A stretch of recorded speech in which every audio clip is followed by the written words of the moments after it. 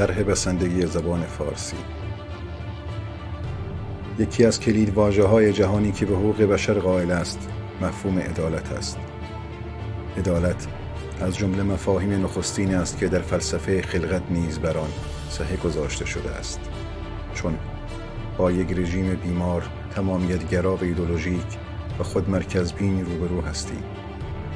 برای نابودی زبان‌های مادری از دایه‌های مهربان‌تر از مادر فارس، جهت از بین بردن زبان‌های غیر فارسی که غیر از بدعت ولایت فقیه خمینی باشند استفاده خواهد کرد.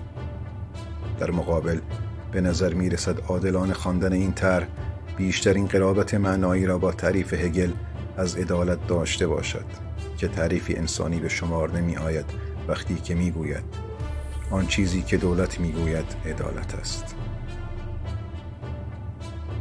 طرح بسندگی زبان فارسی بار دیگر موضوع رنج کودکان غیر فارس را در هنگام ورود به مدرسه مورد توجه قرار داده و واکنش‌های مخالف زیادی را در شبکه‌های اجتماعی به دنبال داشته است.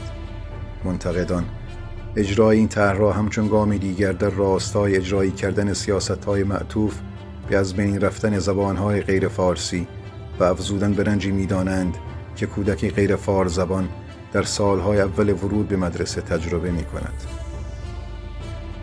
در ایران از همان زمان تأسیس مدارس مدرن در نزدیک به 100 سال پیش، کودکانی که زبان مادری آنها فارسی نیست ناچار شدند در سیستم آموزشی که نه برای زبان آموزی که برای سواد آموزی کودکان فارس زبان طراحی شده است هم زبان آموزی کنند و هم درس بخوانند.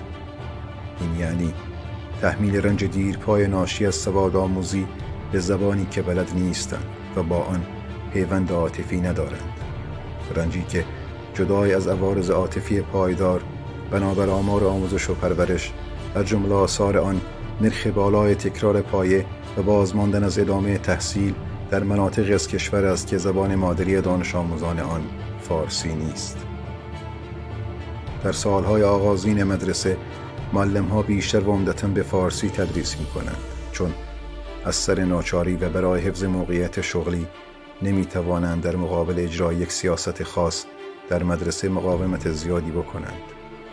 سیاستی که نتیجه اجرای آن ستم به کودک و زیر پا گذاشتن حقوق او و البته ستم به معلم است.